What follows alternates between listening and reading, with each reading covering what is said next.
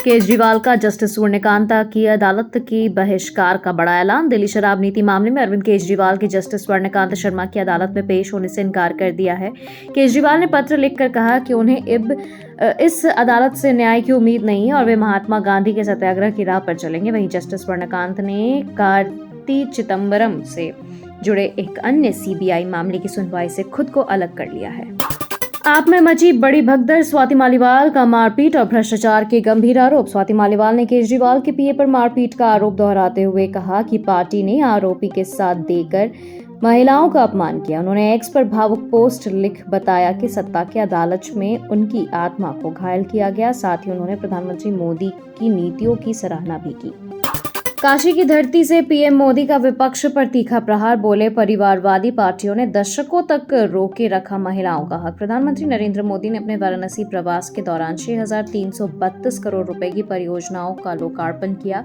उन्होंने 2 नई अमृत भारत ट्रेनों को हरी झंडी दिखाई और महिला सम्मेलन को संबोधित किया। पीएम ने सपा और कांग्रेस पर निशाना साधते हुए कहा कि इन परिवारवादी पार्टियों ने दशकों तक महिला आरक्षण को रोक कर रखा। उन्होंने जनता से विकसित भारत के लक्ष्य के लिए आशीर्वाद मांगा।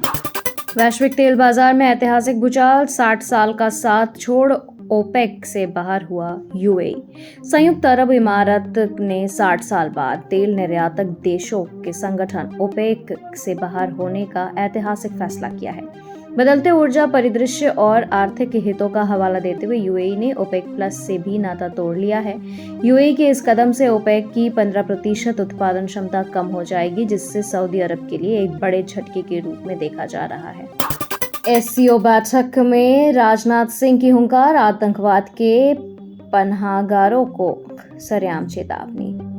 किर्गिस्तान में शंघाई सहयोग संगठन की बैठक के दौरान रक्षा मंत्री राजनाथ सिंह ने पाकिस्तान पर तीखा हमला बोला। उन्होंने कहा कि सीमा पर आतंकवाद को नजरअंदाज नहीं किया जा सकता और आतंकवादियों को सुरक्षित ठिकाने मुहैया कराने वाले के खिलाफ सख्त कार्रवाई होनी चाहिए। ऑपरेशन सिंदूर का जिक्र करते हुए उन्होंने स्पष्ट किया कि भारत अपनी संप्रभुता की रक्षा के लिए आतंकवाद के पनाहगारों को नहीं बख्शेगा।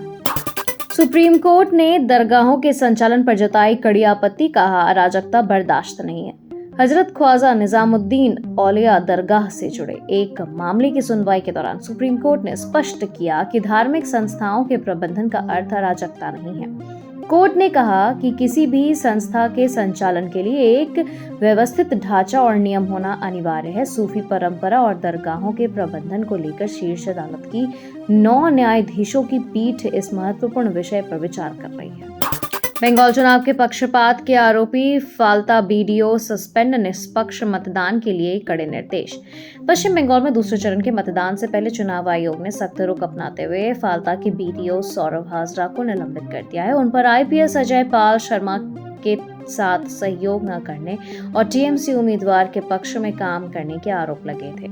आयोग ने स्पष्ट किया कि मतदाताओं को डराना, धमकाने या उनके वोटर आईडी जमा करने की किसी भी कोशिश को बर्दाश्त नहीं की जाएगी। टीएमसी का आरोप, भाजपा दे रही ममता बनर्जी को ठोक दो की धमकी, चुनाव आयोग से की शिकायत। पश्चिम बंगाल के टीएमसी और भाजपा के बीच जुबानी जंग हिंसक मोड़ ले रही है। टीएमसी ने आरोप लगाया कि भाजपा मुख्यमंत्री बनर्जी को गोली मारने की धमकियां दे रही है। पार्टी ने भाजपा प्रवक्ता की सोशल मीडिया पोस्ट का हवाला देते हुए उसे ठोक दो संस्कृति का विस्तार बताया। टीएमसी ने चुनाव आयोग की चुप्पी पर भी सवाल उठाया और कहा कि जनता इसका जवाब वोट से देगी। दिल्ली एनसीआर के आसमान पर संकट के बादल, भीषण धूल, भारी आंधी और बारिश का ऑरेंज अलर्ट। आईएमडी ने दिल्ली के विभिन्न हिस्सों में गरज के साथ बारिश और 60 किलोमीटर प्रति घंटे की रफ्तार से धूल भरी आंधी चलने की आशंका जताई है। दक्षिण पश्चिम दिल्ली के लिए ऑरेंज और अन्य इलाकों के लिए येलो अलर्ट जारी किया गया है। विशेषज्ञों के अनुसार पाकिस्तान और राजस्थान के ऊपर बने चक्रवाती परिसंचरण के कारण रेगिस्तानी धूल दिल्ली की ओर आ सकती है। नागरिकों को सतर्क रहने की सलाह दी गई है।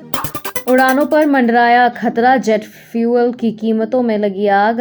एयरलाइंस कंपनियों ने सरकार से मांगी इमरजेंसी मदद। भारत की प्रमुख एयरलाइन कंपनी एफआईए ने केंद्र सरकार को पत्र लिखकर जेट फ्यूल की बढ़ती कीमतों पर चिंता जताई है। फेडरेशन का कहना है कि अनियंत्रित कीमतों के कारण घरेलू और अंतर्राष्ट्रीय परिचालन बुरी तरह प्रभावित हो रहा है और कई कंपनियां कामकाज ठप होकर कगार पर हैं। एयर इंडिया, इंडिगो और स्पाइस जेट जैसी कंपनियां ने परिचालन जारी रखने के लिए सरकार से तत्काल वित्तीय सहायता की मांग की है।